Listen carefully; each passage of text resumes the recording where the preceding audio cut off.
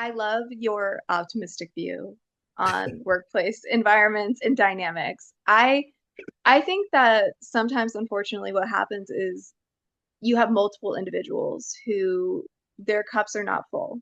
Mm, And sometimes there are individuals who will take advantage of that and they know the people who don't have boundaries and they'll say, okay, I'm going to keep asking to give from you until you're empty. Even they might not even be doing it in a conscious way. It might be subconscious. They might be, that's true. just I can't, I'm feeling uncomfortable, but I know so and so will help me because they always help. They never say no. Mm. So some of the most common things that people struggle with is how to set boundaries, right? With supervisors and coworkers. And I'm interested in your take on that, Bridget. What would be something that um, comes to mind when you think about that? Because we both had quite a bit of Yeah. experience working with other people and kind of having that area be a challenge. So, what are your thoughts on that? So my thoughts are when I first hear that someone is having issues setting boundaries, it makes me think about how they show up in their personal lives and maybe what boundaries they're setting in their personal lives and if they have issues doing that. And if they have issues doing that, where did that come from? Is it from, and this is just from an ecological perspective, Hmm. my background in psych, just thinking about what was their life as a child? Were they encouraged to set boundaries? Were they not? Were they rewarded or were they disciplined? And then thinking about how that shows up in the workplace. So if they're not setting boundaries, why aren't they setting boundaries? Are they getting some reward or are they afraid? Do they not want to be disliked by their peers? Mm, I think it's really like on a case to case basis. Like I think it comes down to a little bit of individual responsibility, like why aren't you setting boundaries? And also a little education of how do you do it if you want to start doing that. yeah, no, it's a good point. We are who we are, and through life's experiences, we make decisions, and we also repeat things that we're familiar with. I see people being yes men or yes women, right? Just saying yes because one, either they don't want to be looked at as someone who doesn't want to help or doesn't want to contribute, but if it involves them doing something else than what they're currently doing, that over time can wear them out. I've had a lot of friends and family members do that and get really upset about their jobs, about how they feel in their jobs. They feel like being taken advantage of. And my question to them is, have you had a conversation, with those people that make you feel uncomfortable or that you feel ask you for more than your role and responsibility is, right? And most of the time they say no. How am I going to do that? That's going to be weird. And I think if you bring up a good point, I think we do have to, at some point, make a decision about whether we're going to continue, to be that yes person, or are we going to be a teammate, right? Because just saying yes to everything, even if it's inconvenient for you, is not always the best answer nor the best practice because your focus and your attention to detail can be distracted because of your emotions, right? And people stay around too long, feeling that way and maybe not feeling empowered. But that can be something, like you said, can be an upbringing. It could be something that they've always been told to, speak when spoken to, or don't say anything and just follow the follow the rules. But I think in a work environment, I think it's a safe place for everyone. And even if you don't feel it's safe, there's always an opportunity that kind of comes up where you'll be with that person or you'll have an opportunity to speak up. And we should take advantage of those things, right? We should definitely Yeah. take the time to say, hey, I've been feeling a little overwhelmed or I've been feeling uncomfortable, with the amount of work I have to do on a day-to-day basis where I go home and I'm stressed out and I don't feel like I finished what I needed to get done. And that can bring up conversation, right? And obviously that can lead to maybe even your coworker saying, "Oh, well, what do you mean? and then they're interested because they didn't know, you just kept saying yes. So they didn't know you were having a problem with it. You know what I mean? And you just said yes. But I love your optimistic view on workplace environments and dynamics. I think that sometimes, unfortunately, what happens is you have multiple individuals who their cups are not full. mm, And sometimes there are individuals who will take advantage of that and they know the people who don't have boundaries and they'll say, okay, I'm going to keep asking to give from you until you're empty. Even they might not even be doing it in a conscious way. It might be subconscious. They might be, that's true. just I can't, I'm feeling uncomfortable, but I know so and so will help me because they always help. They never say no. Mm, And if you find yourself in the position of being a team member that's asked, can I do this? Can I do this? Can I do this? Or can you do this for me? And you feel like you're overextended. Yes, as a team member, you never want to, I think best practice as a team member, you never want to say, that's not my job. Like that's not my job. I don't want to do it. right. You want to be a team player, but at the same time, you have to think about how much do you actually have to give? Because you don't want to go home at night and not be able to give to your family or have time for yourself or give so much that you end up having a mental breakdown later in the Yeah, it year. happens. So yeah, it does happen. Yeah. And it's unfortunate. I think that people feel that they can't speak up for themselves. And yes, I do have an optimistic, half full type mentality, and it feels good to have that. However, I do know many Say, people have I'm a, sorry, what did, yeah, no, I was saying, I know I do have an optimistic mindset. I do think of things yeah, half full versus which I half. love about you. I love that you're optimistic.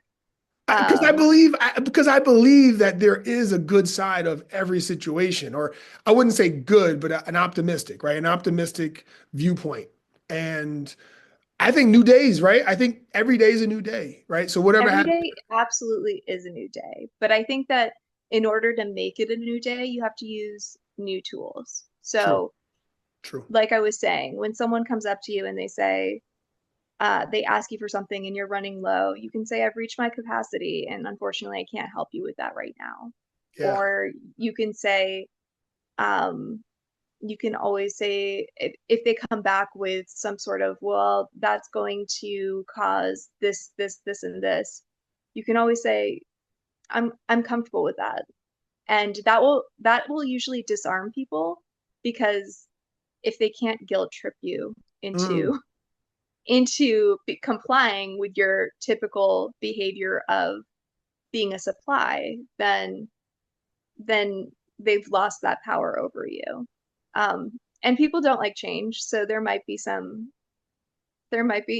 discomfort in the workplace at first, but I think it's great for every team member to know their limits, to set their boundaries, and have that be part of your culture. Like, we have a great working relationship. I care about you and your family. You care about me and my family.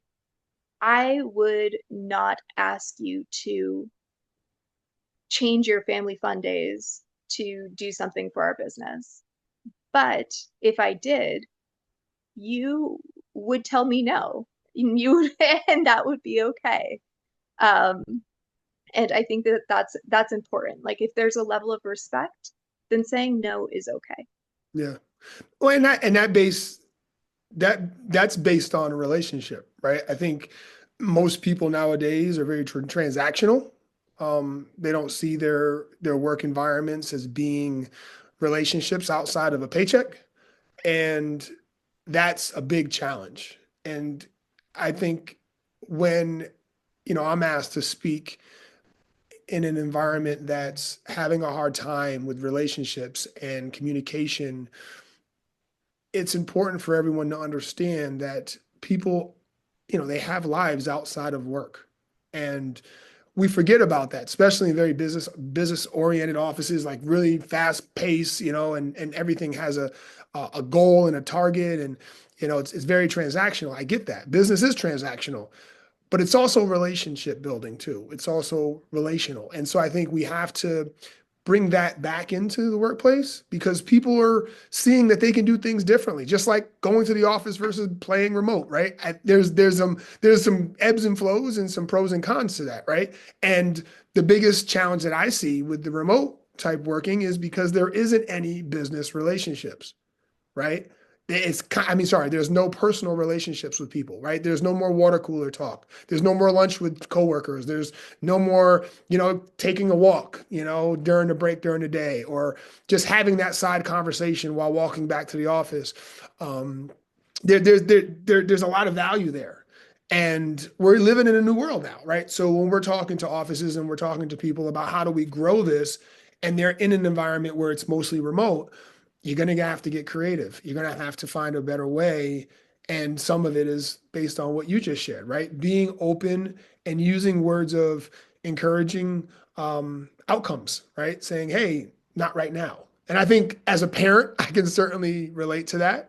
Saying no to a child versus not right now is very different the way that's received. Not right now means that there is a chance, right? Maybe when versus no is no.